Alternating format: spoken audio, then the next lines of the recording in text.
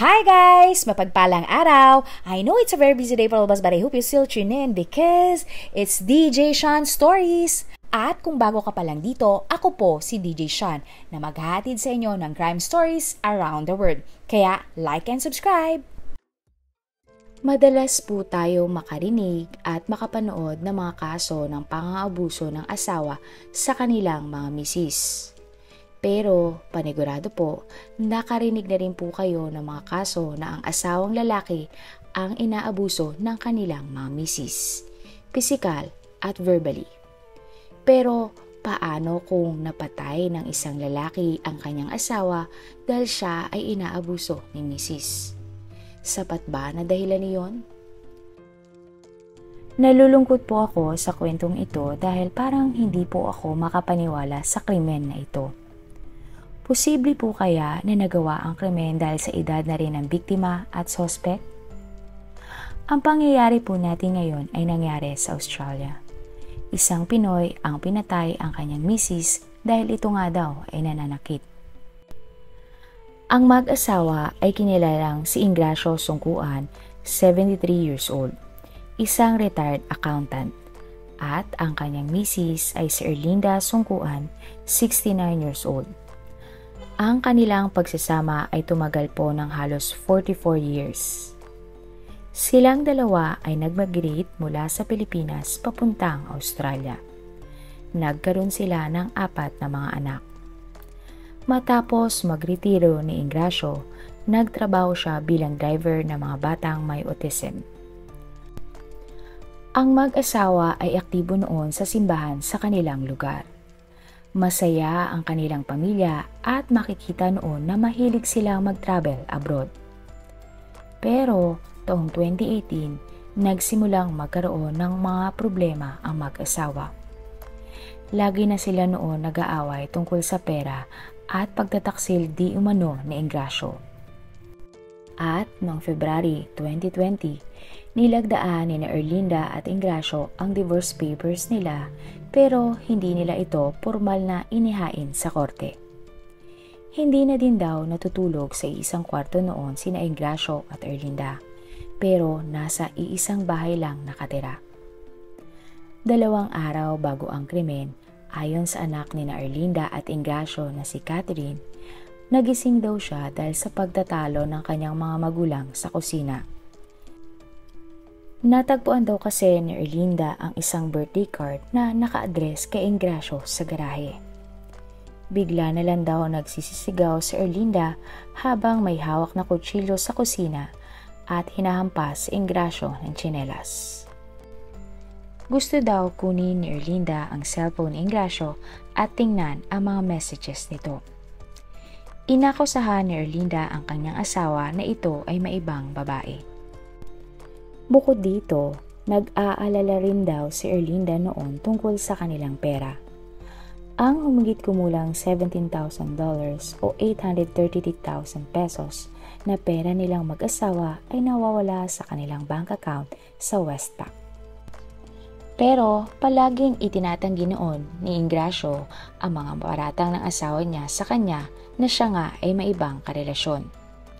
Bukod pa doon, bago din daw po ang krimen ay may nakita din si Erlinda na isang underwear ng ibang babae sa kanilang bahay. Dahil nga dito, inamin ni Ingracio na pumunta siya sa isang massage parlor 6 na taon na ang nakakalipas. May 2, 2020 ang pangyayari. Ayon kay Ingracio, pumasok si Erlinda sa kanyang kwarto habang siya ay natutulog. Hinagisan siya ng remote ng television at hinampas siya at nagsisisigaw daw ito sa kanya at tinawag siyang sinungaling. Dahil dito, tumakbo daw siya at pumunta sa garahe para hindi magising ang natutulog nilang anak pero sinundan din pa daw siya ni Erlinda. Tinakot ni Erlinda si Ingracio gamit ang mga pliers pero nadisarmahan niya si Erlinda. Patuloy pa din daw itong sumisigaw kaya wala siyang choice noon kundi patahimikin ang asawang si Erlinda. Inilagay ni Ingracio ang kanyang isang kamay sa bibig ni Erlinda at sinakal niya ito hanggang sa ito nga ay namatay.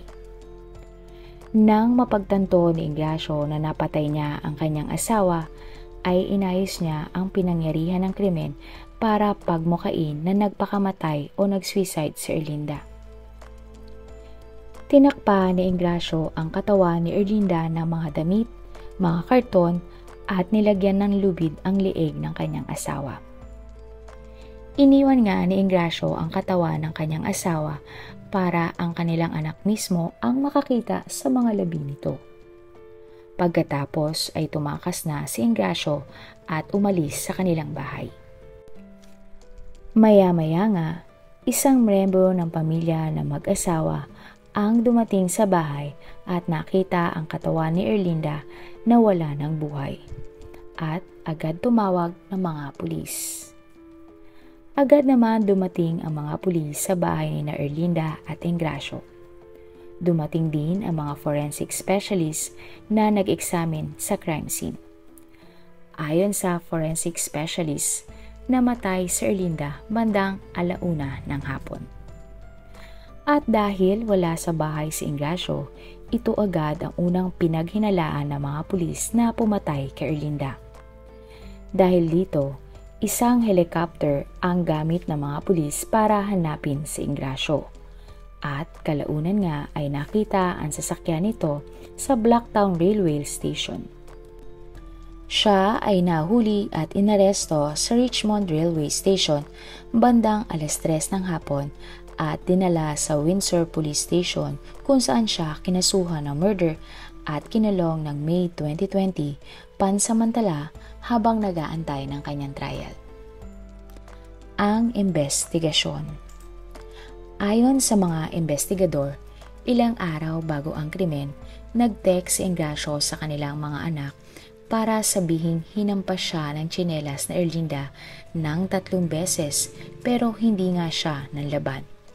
Paranoid daw ito pero sinabi ni Ingracio na wala siyang ibang babae at hiniling niya sa kanilang anak na pakalmahin ang kanilang nanay. Sa araw nga ng krimen, ang cellphone ni Erlinda ay nakitaan na maraming pictures ng mga bank statement nilang mag-asawa at mga pictures din ng birthday card na nakita nga niya sa garahe. Makikita din sa cellphone na ang babaeng nagpadala ng card ay nagbigay ng katibayan na walang ibang namamagitan sa kanila ni Ingracio kundi magkaibigan lamang. Sa kanyang pagkahuli, sinabi ni Ingracio sa mga pulis na bumili nga siya ng kutsilyo at naisipang magpakamatay na lamang sa sementeryo kung saan nakalibing ang namatay nilang isang anak. Tingin ni Ingracio na laso na ang isip ng kanyang asawa at palagi siyang pinaghihinalaan na may relasyon siyang ibang babae. Ayon pa kay Ingracio, lagi niya akong inaabuso at ang daldal niya. Araw-araw na lang parang 24 oras, ganun siya sa akin. Lumipat daw siya ng kwarto dahil natatakot siya na baka patayin siya ni Erlinda dahil nagtatago nga ito ng kutsilyo sa kanilang kwarto noon. Lagi daw siyang inaasar at binubuli ni Erlinda. Madalas din daw siyang tutukan ng kutsilyo nito at hinahampas ng tsinelas tuwing nagmamaneho sila. Ayon din sa statement na Ingracio, tingin ko ay nag-overreact lang ako pero nagdesisyon na ako para sa ikatatahimik ng buhay ko, imbis na mamuhay ng miserable. Ginawa ko yun para tumigil na siya sa pangbubulyaw sa akin. Ang trial ng kaso. Umamin ng not guilty sa kasong murder si Ingracio, pero siya ay umamin ng guilty sa manslaughter. Ibig sabihin po ng manslaughter ay hindi niya sinasadya ang pagpatay sa kanyang asawa. Sinabi niya sa korte na self-defense lang ang nangyaring krimen. Siya daw ay naprovoke lang dahil siya ay sinakal ng kanyang asawa. Hindi daw niya magagawa ang binibintang ni Erlinda na siya ay may ibang babae at mahal niya ang kanyang asawa. At depensa din ng panig ni Ingracio Nawalan daw ito ng kontrol at sumabog ang damdamin dahil napuno na ito sa lahat ng nararanasan niya sa asawang si Erlinda. Ayon din sa trial, walang anumang records ng karahasan si Engracio. Nalaman din sa korte ang mga dinanas nito sa pagsasama nila ng asawang si Erlinda. Sa maraming taon, si Erlinda ay naging controlling kay Engracio. Agresibo ito at lagi din siyang pinagbabantaan at bayolente. Minsan din daw binato ni Erlinda ang kanyang cellphone kay Engracio habang ito ay nasa banyo.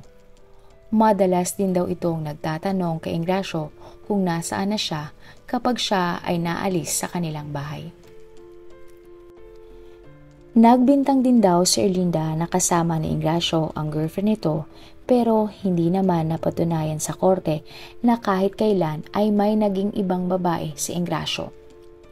Nagbanta din daw si Erlinda kay Engracio na papatayin siya kapag nahuli siyang nanloloko. Nang ipinalarawan ang itsura ni Erlinda kay Engracio, ay mukha daw itong galit na tigre. Isang beses pa nga daw, hiniling ni Engracio sa kanilang anak na babae at sa pastor ng simbahan ng mag-asawa na tulungan silang magkasundo. Ito daw ay nagpapakitang hindi niya intensyon na patayin nga ang asawa. Ayon pa kay Engracio, hindi na siya masaya sa kanilang pagsasama ni Erlinda pero hindi siya maaaring umalis dahil sila ay aktibo sa simbahan noon at iniisip niya ang sasabihin ng kanilang pamilya at mga kaibigan. Sinabi naman ng nakatatandang kapatid na Erlinda sa korte na sila ay 15 na magkakapatid. Ang ilan sa kanila ay nasa Pilipinas habang ang iba ay pumunta nga sa Australia. Ayon sa kanya, wala siyang narinig na anumang gulo sa pagitan ng kanyang kapatid na si Erlinda na kabilang nga sa isang religious group na Couples for Christ. Sinabi rin ng hipag ni Erlinda na hindi niya narinig na nag-aaway ang mag-asawa at wala siyang narinig na usapan tungkol sa paghihiwalay ng dalawa. Huli nga niyang nakausap ang kapatid ng April 6, 2020 sa kanyang huling kaarawan. Isang buwan nga din bago siya namatay. Ayon naman sa son-in-law ni Engracio, ang mga anak ay wala ng payag sa nangyaring pagkamatay ng kanilang ina. Pero sinabi na dahil nga sa nangyari ay nawala na pareho ang kanilang mga magulang. Ayon naman sa prosecution, hindi sila naniniwala sa depensa ni Engracio. Ayon sa kanila, naghihiganti daw si Engracio kay Erlinda kaya may motibo itong patayin ang asawa. Ayon din sa korte, nang sinimulan daw ni Engracio na sakalin ang asawa, hindi naman daw nanlaban ang asawa nitong si Erlinda, kaya hindi niya dapat itinuloy pa ang pananakal. Sinabi din ng judge na hindi kailanman mapapahintulutan ng lipunan ang pagkitil sa buhay ng tao bilang solusyon sa hindi pagkakasundo ng isang mag-asawa. Dapat daw si Engracio ang magproprotekta sa kanyang asawa at pamilya pero nagawa niya ang krimen kaya dapat siyang maparusahan. Napag-alaman din sa korte na si Engracio ay walang record ng pagiging kriminal at wala ding record ng domestic violence. Ayon kay Judge Campbell, mababa ang tsansa na uulit siyang muli sa kanyang nagawang krimen. November 2022, nahatulan si Engracio sa kasong manslaughter. Isinaalang-alang ng judge sa paghatol kay Engracio ang kanyang katandaan. Kaya siya ay makukulong lamang ng 7.5 taon sa bilangguan at pwede lang siyang makapag-apply ng parol sa May 2025. Sa tingin niyo po, ano po ba ang dapat gawin para hindi mauwi sa krimen ang simpleng pag-aaway ng mag-asawa o kahit anong away? Pero posible po kaya na dahil na rin sa kanilang edad kaya naging iba na ang ugali nila sa isa't isa? Ano po sa tingin ninyo? Huwag kalimutang mag-like, comment at subscribe sa ating iba pang YouTube channel katulad ng Tagalog Facts at Mysteries at Manila Boy Wonder.